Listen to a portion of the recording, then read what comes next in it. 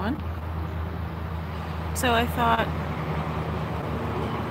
while I'm waiting for my show to start at 12:30, I'd do a little quick question on if you think that the government should increase funding for mental health research and treatment. What are your thoughts on the subject? I honestly think that it would be a good idea for that, because when tragedy strikes, the government always blames it on mental illness. The person did this because of mental illness, and we need to help stop this, whatever, help people with mental illness and all that stuff. So I feel that if they want to help the mental health community, increasing funding for research and treatment so people can go to the doctor, can go get medicine, can go to a counselor, can do these things without it costing so much money that they can't, or whatever, I think that's a good idea in and of itself, just in general.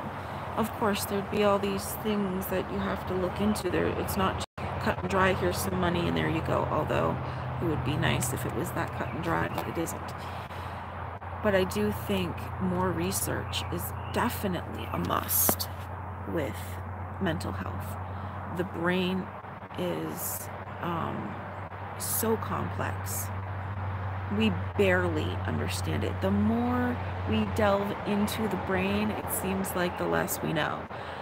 It's like we learn something, but then there's like 100 questions that follow it. So it's so complex. So I think more research is needed. Definitely. Especially when who want nothing more than to just be able to go to a counselor or go to a psychiatrist and say, can you help me? Are there any treatment options for me? And have somebody say, yes, there are, because we have funding for it now. I just think it's a good idea that if you want a certain demographic of people to get help, then maybe contributing to that demographic in a way that helps them is beneficial for everybody. It really is. Think of how many people need to go to a counselor or need medication or need these things, and they can't do it because paying out of pocket is extremely expensive. Extremely.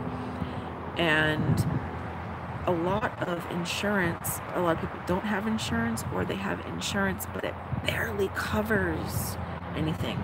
Some insurances will only cover seeing a counselor for 3 months, but you need a year of treatment.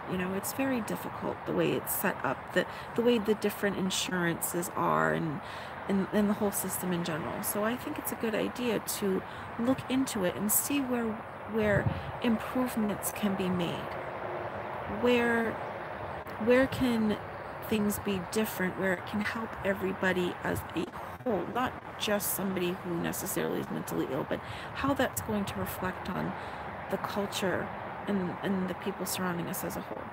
I just think it's important that if you're going to say that people need help, that you try to help them in some way. If I had money to put into research, I would do it. I would absolutely do it. If I could, I would honestly set up more free clinics in places that really need them. I liked that concept on the show Strong Medicine, where Dr. Lou had a free clinic, and there were too many people that needed medical care and couldn't get it. And that is still a problem, and it's still a problem with me.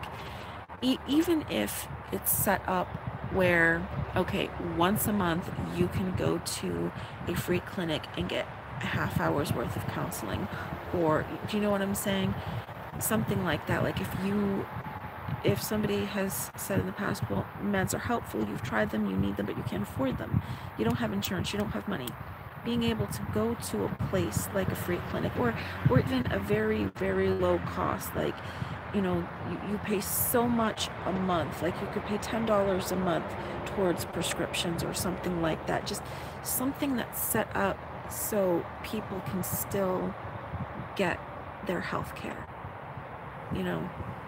Mental health, medical health, it's all inside of this thing. It's all inside of it. The skin covers it. It's all in here.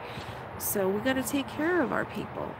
We got to take care of everybody. But I'm just curious, what do you think is important about, treatment options and funding and all that stuff? Because maybe you're somebody that's coming from a perspective of, you work in lawmaking, or you work for an insurance company, or you have a different perspective where you can shed some light on areas that might help the healthcare system when it comes to mental health.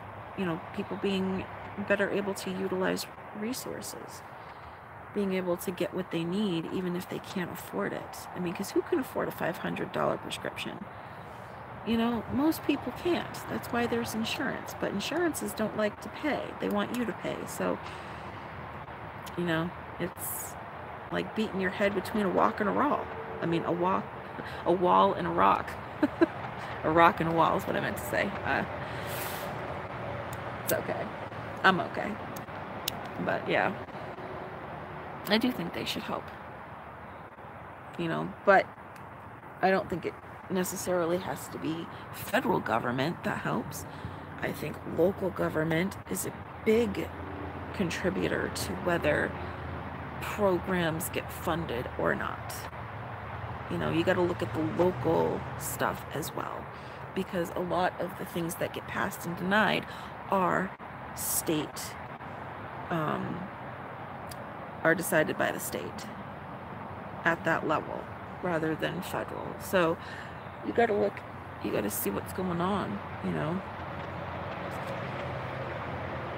And of course, I am only talking for the United States. I'm not talking about any other countries because I don't know much about the healthcare systems in other countries necessarily, and I don't live there, so it's harder for me to really speak on that.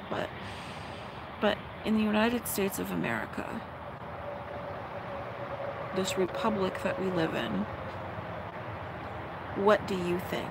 I really am curious. I don't think it should be this hard for people to get any kind of medical care on any part of your body. I don't think it should be as expensive as it is, and I don't think it should be as difficult as it is to navigate this system that really seems to be set up for people to fail. It does seem that way. It really does. To me, anyway. Let's see, what time is it? 12:21. Okay, I got a few more minutes. Yeah. I don't know. It's a tough thing. It's a tough thing to be like, okay, well, what would be a good strategy? Because you got to learn about, and then you got to learn about any mandates or policies or about insurance companies. Is it different state to state, town to town, region to region? There's so much that goes into this, that this question, it's a big broad question. It's like it's the umbrella, but what's underneath the umbrella? How can we make it better? How can it be better? Maybe it's just me and I'm coming from a childlike mentality, but I think a lot of times children are smarter when it comes to fixing problems than adults are. I think adults make them worse a lot of the times. Not always, but a lot of the times. An adult solution is kind of selfish, especially when it comes to politicians and lawmakers and things like, and people in those positions, because their perspective is to be as popular and make as much money and that kind of thing, where you notice the priority there had nothing to do with the people. And a lot of politicians are like that. I mean, so it's hard in that situation. Lawmakers, sometimes they're in the pockets of people. I mean, there is corruption in the system. And I think, you know, no matter how you look at it, there's probably always going to be corruption one way or another. But I think the point is that when there is corruption, everyone in there who has the power to try to stop it or change it for the better should do just that. Come together and say, look, we're not going to take this anymore. We're not going to stand for this. So let's get rid of the corruption and let's actually help the people, because we deserve to be able to go and get treatment for any kind of mental disorder that we have. And it shouldn't cost us. It shouldn't cost you like so much money for a small portion of time to talk to somebody or to get medication. I mean, I understand that, you know, people have to make the medication and they got to get for the pharmaceutical companies. They make that they could put their money back into research and lower the cost of the drugs. They really could. They just don't want to because they make money. And that's something I think that we got to also watch out for, is people, when they make these decisions, are they doing it because it's for the people, or are they doing it because somehow they're getting money? Because when you look at the core of any problem in this society today, it will always come down to money. Who is getting money? Who is benefiting by being paid for this decision to happen? And I think that works for mental health in the medical field in general, just getting help in general. I think it, oh, you know what? My dog's inside and there's a dog outside, and the dog outside is barking, and I hear my dog barking out the window at that dog. They're having a conversation. They both stopped. Once I said it, they stopped. They heard me. That's okay. That's funny.